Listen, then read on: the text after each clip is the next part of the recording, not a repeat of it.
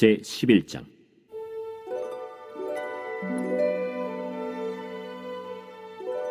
그 해가 돌아와 왕들이 출전할 때가 되매 다윗이 요압과 그에게 있는 그의 부하들과 온 이스라엘 군대를 보내니 그들이 암몬 자손을 멸하고 랍바를 에워쌌고 다윗은 예루살렘에 그대로 있더라.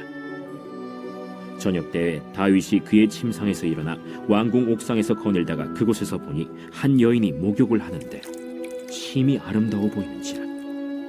다윗이 사람을 보내 그 여인을 알아보게 하였더니 그가 아뢰되 그는 엘리암의 딸이요 햇사람 우리아의 아내 바세바가 아니니까. 다윗이 전령을 보내어 그 여자를 자기에게로 데려오게 하고 그 여자가 그 부정함을 깨끗하게 하였으므로 더불어 동침하매 그 여자가 자기 집으로 돌아가니라. 그 여인이 임신하매 사람을 보내 다윗에게 말하여 이르되 내가 임신하였나이다. 다윗이 요압에게 기별하여 햇사람 우리아를 내게 보내라. 요압이 우리아를 다윗에게로 보내니 우리아가 다윗에게 이르매 다윗이 요압의 안부와 군사의 안부와 싸움이 어떠했는지를 묻고 그가 또 우리아에게 이르되 내 집으로 내려가서 발을 씻으라. 우리아가 왕궁에서 나가매 왕의 음식물이 뒤따라가니라. 그러나 우리아는 집으로 내려가지 아니하고 왕궁 문에서 그의 주의 모든 부하들과 더불어 잔지라. 어떤 사람이 다윗에게 아뢰되 우리아가 그의 집으로 내려가지 아니하였나이다. 다윗이 우리아에게 이르되 내가 길 갔다가 돌아온 것이 아니냐? 어찌하여 내 집으로 내려가지 아니하였느냐? 언약궤와 이스라엘과 유다가 야영 중에 있고 내 주 요압과 내 왕의 부하들이 바깥들에 진치고 있거늘 내가 어찌 내 집으로 가서 먹고 마시고 내 처와 같이 자리이까? 내가 이 일을 행하지 아니하기로 왕의 살아계심과 왕의 혼의 살아계심을 두고 맹세하나이다. 오늘도 여기 있으라. 내일은 내가 너를 보내리라. 우리아가 그날에 예루살렘에 머무니라. 이튿날 다윗이 그를 불러서 그로 그 앞에서 먹고 마시고 취하게 하니 저녁 때에 그가 나가서 그의 주의 부하들과 더불어 침상에 눕고 그의 집으로 내려가지 아니하니라.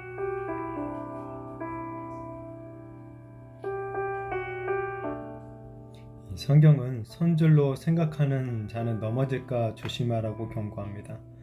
승승장구할 때 자칫 교만해지거나 느슨해지기 십상이고 그것이 패망의 선봉, 이 넘어짐의 앞잡이가 되곤 합니다. 주변에 존경을 받았던 지도자들이 하루아침에 평생 쌓아왔던 그 덕망을 이 한순간에 무너뜨리는 그 모습을 우리가 보곤 하죠. 참 얼마나 안타까운 일인지 모릅니다.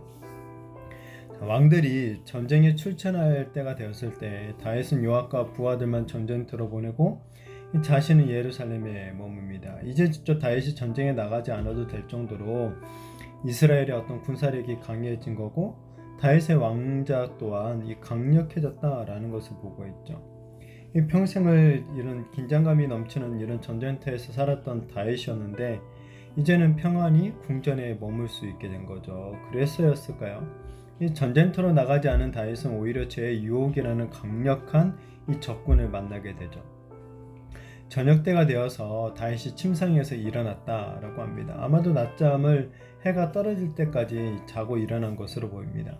그리고 이제 이렇게 해가 질 때 궁전 옥산을 거닐다가 이 다윗의 눈에 한 여인이 목욕하는 장면이 들어오게 된 거죠. 다윗이 지금 일부러 그 여인이 목욕하는 것을 보려고 한 것이 아니었죠. 우연히 정말 의도하지 않은 채 여인의 목욕 장면을 본 겁니다. 여기서 다윗이 그냥 보고 참 아름답다 라고 생각하고 넘어갔다면 좋았을 거예요. 여인이 목욕하는 장면을 보는 것 그 자체가 큰 문제는 아니었죠. 그러나 다윗의 눈에 한번 담겨진 그 여인의 아름다운 몸이 쉽게 사라지지 않았다는 거죠. 다윗은 그 여인이 누구인지를 알아봅니다. 이거 알고 보니까 자신의 충성스러운 부하 우리아의 아내죠. 이 남편이 있는 여인이에요. 이걸 알았다면 이제 그만 멈춰야 되는데 다윗은 그 유혹을 떨쳐내지를 못하죠. 유혹을 안 받을 수는 없지만 유혹이 유혹으로 끝나게 해야 하는 것은 우리의 몫이죠. 여기서 더 나아가는 것, 이 변명의 여지가 없는 거죠. 이 유혹에 대해서 자주 사용되는 비유 중에 하나가 이 새가 우리 위로 지나가는 것을 우리가 막을 수는 없지만 그 새가 우리 머리 위에 둥지를 틀도록 방치해서는 안 된다라는 거죠.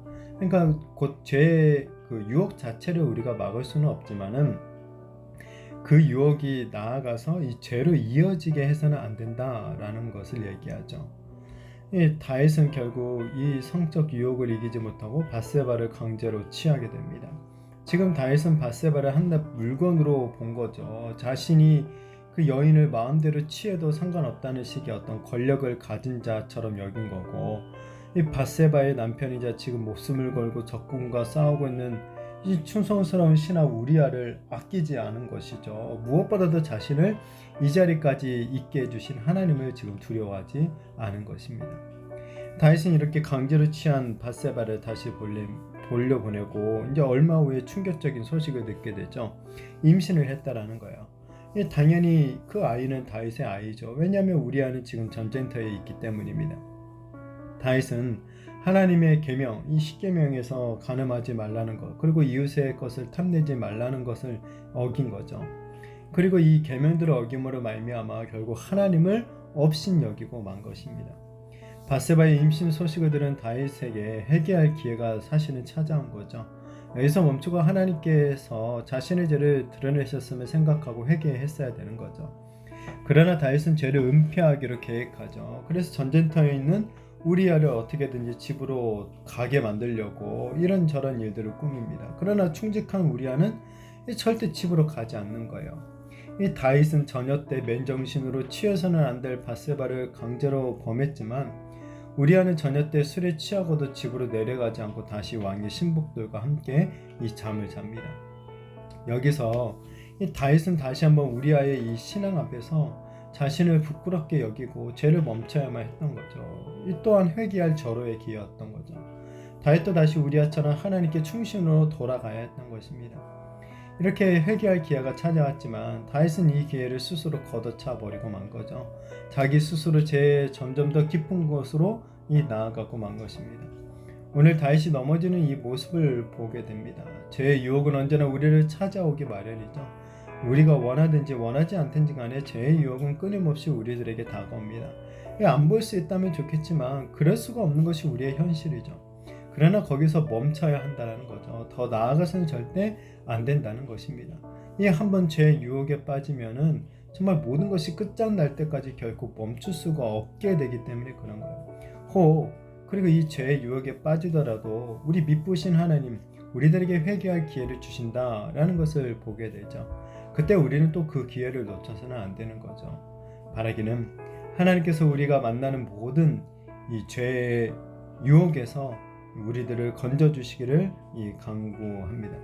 우리가 주기도문에서 간구하는 것처럼 우리들의 죄로부터, 이 악한 죄로부터 우리를 온전히 건져주시며 또한 우리의 마음 가운데 이 강력한 정말 그런 회개의 심령을 부어주셔서 죄의 깊은 수렁에서 온전히 건짐을 받게 되는 그런 은혜가 저와 우리 모든 성도님들에게 있게 되어지기를 예수님의 이름으로 축복합니다.